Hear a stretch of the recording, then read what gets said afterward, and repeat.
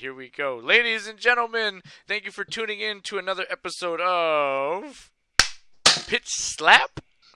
And this evening, Dan the Man is going to start it off right by hitting us with something he's been cooking. So, Dan, good to see you as always. Oh, thank you, Steph. Yeah, I will preface this by saying I have pitched a lot of weird stuff to you, Stefan. But I think this tops like the charts on my level of weird. Um, so a little context for this. This idea is not wholly original, like by any means. My friend Molly, yeah, so she had pitched an idea for a comedy skit that was centered on Ron Weasley. You know, it was called the Ronologue, um, Okay. and basically it was about like how Ron is sort of like the second-rate hero in the Harry Potter series. Like he doesn't get, you know, he don't get no respect. You know what I mean? She was telling me about this. Like she wanted to like do this as a skit, and we were like working on our own things, and like she was like, "You want to try my thing, and I'll try your thing," and I was like, "Okay." So I took her idea, um, and so let's say I combined a couple of things I love. I love Harry Potter, and I also love musical theater. So I created a skit that is like a musical theater monologue for That Ron sounds Weasley. amazing. I don't know if it's amazing, but um, so the premise is a really weird premise for the skit. It's basically that at Hogwarts they're putting on a magical musical production of the show A Chorus Line. And you probably don't know what a chorus line is. It's not a very popular Broadway show or musical. But the gist of that show is it's a bunch of people audition. It's like a very meta show. Mhm. It's a musical about auditioning for a musical. Oh, nice. So it's a bunch of like, and they're not even auditioning for like the main parts. They're auditioning to play the chorus in a musical. So it's sort of a satire. It's quite a funny show. People are like these people are like really just batting it out, trying to get into the chorus. You know, and they're just, you kind of like fall in love with these people who, in the end, when they get cast, like they're not going to be remembered. In the musical that they're cast in. In the show, A Chorus Line, basically, the director lines up everybody who is auditioning and is like, "Tell me your story. Tell me your story." So they have to come forward and like reveal their depths in song and dance. That's the gist of the show. And like throughout the show, the amount of people who are auditioning gets whittled down. So um, that was a long setup for even the premise of my skit. So basically, it's a musical magical production of A Chorus Line set at Hogwarts. And Ron Weasley is part of the company who is auditioning. And so he has to basically do a monologue, and he doesn't really want to do it. So I wrote out a little bit. um, I will read to you what I have, but I don't know. Molly got a kick out of it when I read it to her, so I don't know. I do want to kind of like finish this because I'm like, oh, it's already like half done. It's already half baked. I can finish this out. But uh, you know, so I have a little bit at the beginning. It's basically the director talking to all of the people auditioning, and it's like, "I'm so impressed at how you've bared your souls through song and dance and life's bitter hardships. There's just one student here who hasn't bared their soul, number 394." And then that's Ron, and he goes, "Who, me?" "Yes, you, Ronald Weasley. Step forward. Tell us about yourself." "Oh, bloody hell. I'm not sure if I have anything to say." "Don't you want to sing about something that bears your soul?" And then he goes, well, and then he starts singing a song that ostensibly is about him, but it's got a little twist. So, do I want to sing it for you? I don't think I do. It does have a melody. So I'll sort of read it, sing it. So, ever since I was a little boy, I didn't know who I was meant to be. An aura teacher, observer of muggles, I was crippled by all the possibility. But my family was downright abusive. They ignored me almost every day. Until on my birthday, a great hairy giant hunted me down just to say, you're Harry Potter, the boy who lives. You're Harry Potter, the boy who wins. And so he gets he's not singing a song about himself. He's basically taking Harry's story and making it his own. Okay. So he gets cut off immediately, and the director's like, "No, please, shut up." And he's like, "Why? What?" He's like, "You're not Harry Potter." And he's like, "So he's my best friend." And he's like, "Yes, but we want to hear your story, Ron Weasley. We want to hear something emotional." And then that's where I stopped, in the little thing that I did for Molly. But basically, the whole premise is he doesn't want to talk about himself. He's always the background character in Harry Potter. So he's the only thing that makes him special is that he's the friend of Harry Potter. So that's why he wants to sing about Harry Potter. So at the end of the thing, it was just him going to be getting pissed at the director and be like, what the hell you want from me, dude? I'm the background character in the story, you know what I mean? But that's sort of what makes him a perfect fit for the musical A Chorus Line, is because he's a background character, and that's what they're casting in A Chorus Line. So he actually gets the part. So yeah, that's the premise. Again, this is such a weird premise. I am sorry.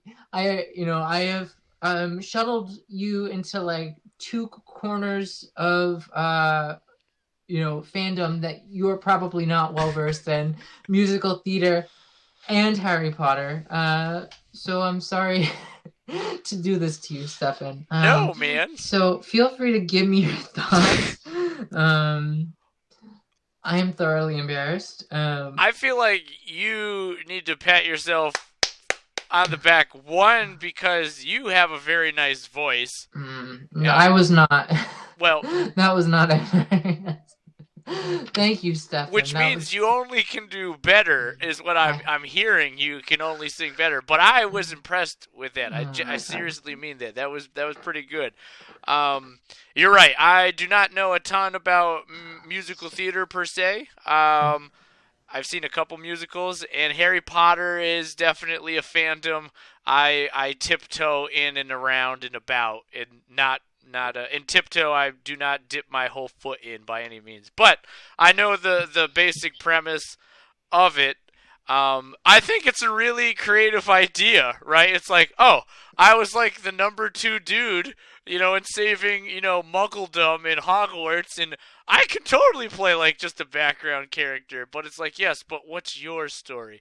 And I think in a much more real sense, everybody's trying to figure out what their story is. A perfect example is he's fought dragons, monsters, the Dark Lord, helped save essentially the world, right? And he still doesn't know who he is. So imagine accomplishing feats nobody's done ever or thought they could do, and still not know who he is. So, yeah. I guess I wonder, I know this is more so a comedy, but perhaps, is there someone who's going to be look, man, I'm alive because of you. How the hell do you not know who you are? Do you want this part? What is this to you? Is this just a joke?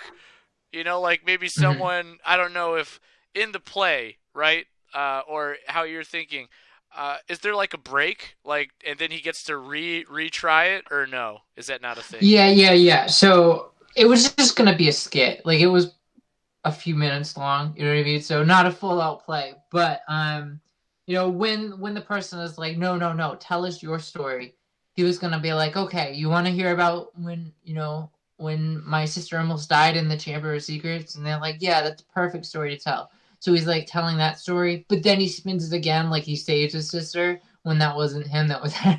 You know what I mean? So it's like he's always returning to, like, you think he's telling a story about himself, and then he flips it, in the chorus, and it's always about Harry Potter. You know what I mean? So after that second time, the director, I imagine was just gonna be like, what's the deal? Why won't you tell a story about yourself? And that's when he kind of like gets kind of pissed, and he's like, what do you want me to say? I have no extraordinary talent. I have a rat as my pet. My wand sucks. My wand sucks. Yeah. So basically, him just ranting at the end, and then the director being like, "He's perfect. He's perfect." Yes. This is who we need. I feel this like. Is who we need. Are you gonna crank the self-deprecating humor up? I mean, that's sort of, yeah. Like, it took me 4 movies for Hermione to look at me as something more than a friend. Yeah. I'm a ginger, I get sunburnt, Ed Sheeran has more game than me.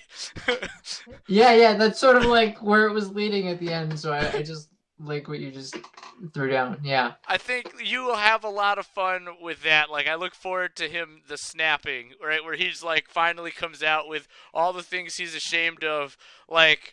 I don't know, Harry Potter, like, ditched him and married his sister. It's like, my best friend married my sister and won't return my calls. It's perfect. So, yeah, man, like, I think you got it pretty laid out to a T, and I feel like you're a witty writer. So when he has that rant, I do think you have something, like, I like with the wand. Like, my mom told me it was magic. It was a stick. She went outside and bought it. She didn't go to Grindelwald or whatever the name of that store is. Yeah. Mm-hmm. Or like a hand-me-down, and Fred broke it in front of me or something. I don't know. Yeah. But no, man, I think that's a very creative twist. I hope it gets performed one day. I feel like that could be very funny. I also think someone who's not me. Oh, perhaps, right? Maybe Molly could be the director, and you could do Ron, or vice versa. I think she could do that. You both are very funny, so. How about you can be Ron Weasley? Sure, I'll be Ron Weasley. Okay, we'll put a wig on you. We'll buy a wig. Okay. How's your British accent? It's horrible. Go now that you said that, you have to Top to of the morning, governor. Is British. It crumpets and tea, right? Like, that's it's not that bad. It's Ron Weasley, everyone. Yeah, I don't know. So, I guess when Molly pitched this, right, and you guys tried it out, what made you stick with it, Dan? You know what I mean? Like, why did this stay with you, from that, like, couple conversations with her? Yeah, honestly, it wasn't even a couple conversations. It was like, she had that idea. She was working on it on her own turf, and, like, we were both having trouble with what we were writing, so, like, we just decided to switch. And literally, I kind of, like, drafted this in, like, 20-25 minutes. Wow. And it was the first thing I thought. So the reason why it stuck with me is because I'm not used to writing, like, comedy skits. But I really enjoyed it. And it really is a weird premise. Like, I don't think anybody watching the skit, like, I had to give you a lot of background to make you understand what a chorus line was. Like, I don't think a casual viewer is really going to understand it. I think it occupies a very niche market in my brain. You know what I mean? Anybody who's, like, not me probably doesn't think it's truly hilarious, but I thought it was funny when I came up with it. I was like, oh, that's pretty funny. No, man, it is funny, and I think the viewers, just like, when you say Harry Potter, Ron Weasley, I think people are instantly going to be like, yes, tell me more. You know what I mean?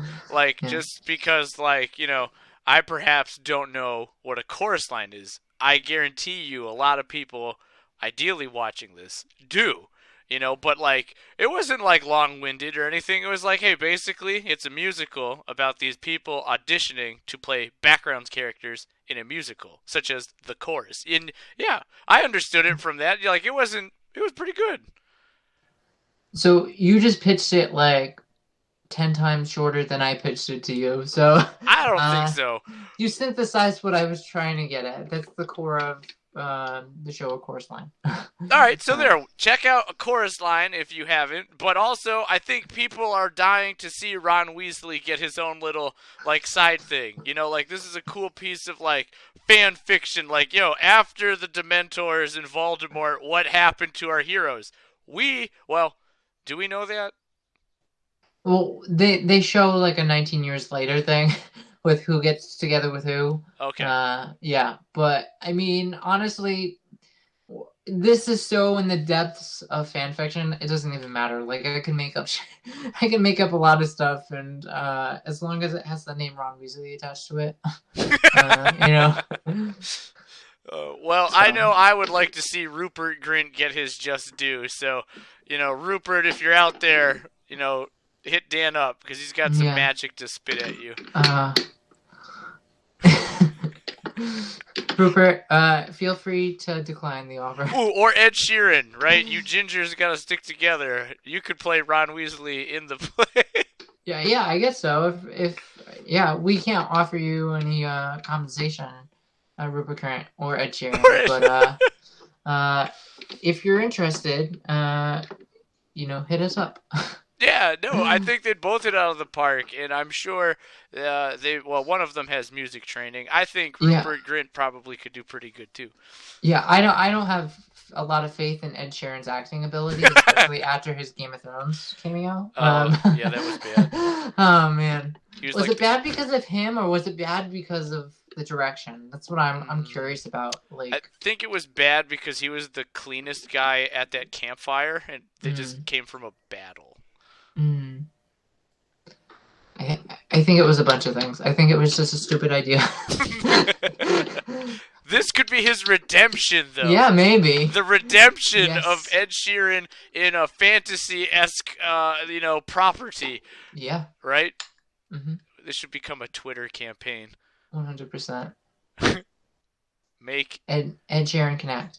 Ed Sheeran connect. Sheeran is Grint. Sheeran Grint. Sheeran Grint. No, man, I like the mashup. I think that's a very unique way of combining two things you love and it seems like Molly loves as well, and giving us this kind of like, newish perspective on Ron, explaining, going down that rabbit hole of, who he is, what he is like without Harry, and I think that is something that remains to be seen. Hit it right on the nose, Stefan. Yeah. Thank you, Molly, if you're watching. You're also doing a lot of fan service. Yeah, I know it's your idea, Molly. Well, hopefully you guys put that on soon, because that'd be cool. Yeah, maybe. All right, I hope you comment down below, amicably peer pressuring them to do it. Or not. So, as you said, like before, I guess we wrap this up. You're going to work on wrapping this story, this skit up, right? Yeah, it's already like half done. So I'm like, I bumped this out in 20 minutes. What can I do with another 20 minutes? You know what I mean? I got you. Like it can't be that bad. So. Well, it's turning up pretty good, I think. It could use a little work. It shows that it's been 20 minutes I worked on it. But thank you, Stefan. You treat yourself to some butter beer, and I think it'll all be okay. I think so, too. Have you ever tried that? It's amazing. I've only heard good things. It's amazing. It's really the only reason to go to the, Wizarding World of Harry Potter anymore. Okay. This is the butter beer. Go for the butter beer? Yeah. Right on. All right, so butter beer. I heard Starbucks had that. You could. They have like a hack at Starbucks, I think. It's like the Pepsi version of it. I don't know. I've never tried it at Starbucks, but the one at Wizarding World was hella good. You know, I went in the summer. No, I didn't go in the summer. I went in the winter. I went in December. I was gonna say it was super hot, but I had the hot butterbeer and I still enjoyed it. So, you know, either one, the hot, the cold, it's all good. It's all good. All right. Well, This is devolved. Let's get back on track. Let's get back to serious matters. So, do you feel like is this a possibility of more smashing of fandoms, or is this like a one and done thing? Maybe Stefan. For me, it might just be a one and done thing. You know, I was just doing it to have fun. So, you know. But who knows, Stefan? Who knows? I'm not good with commitment. Well, yeah, the future looks good, my friend. We'll say that. The future looks good. This seems like it was pretty fun to write. I know I had a good time hearing it. It made me chuckle and want more for Ron Weasley than what he got. Yeah, gets no respect, that kid. Is he still with Hermione at this point, or are they divorced and that's why he's doing chorus? I mean, I honestly, when I wrote this, I pictured he was in like his third year, you know, but I honestly like your pitch better. Like he's probably like a 50-year-old man auditioning for a chorus line. So I like that idea of Ron Weasley better. So yeah. Yeah, in the books, he's still married to Hermione, but J.K. Rowling has made it abundantly clear that they shouldn't have been together. I don't think her word means much anymore, but yeah. I guess they have marital problems. I see. Yeah, so I guess that's a funny thing I could throw in there. You know, just marriage problems. The impending divorce of Ron and Hermione. You know, fun things. Yeah, and then I feel like the director, you know who Werner Herzog is, right? Wasn't he in Star Wars? No. Yes, No. Yes. Yeah, okay. He played the creepy guy who wanted Baby Yoda. Yeah. Okay, so I picture the director as Werner Herzog, and he's like, "Tell me your suffering. Dig deeper into your mind and unleash the dragons that surface there." And then Ron's like, "What the hell do you want from me?" He's like, "Yes! Tell me! Give it to me! Look me in the face!" Right? And then he's like, "I have marital problems." Beautiful, right? Like that kind of snotty, like weird director. Yeah. You know? I think that's a perfect casting, actually. Yeah. I see it. Like he's a wild dude, man. So I feel like if you channel that kind of mentality with like the director, and then like you have Ron just crank up the self-deprecation, like you're gonna just wrap a big old bow on this. Well, we'll see how it goes. Thank you for listening. First off, and thank you for your advice. It's been really good. No, man, always good hearing what you got.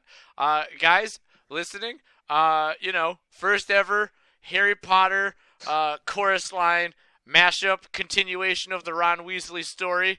Stay tuned, perhaps there's more.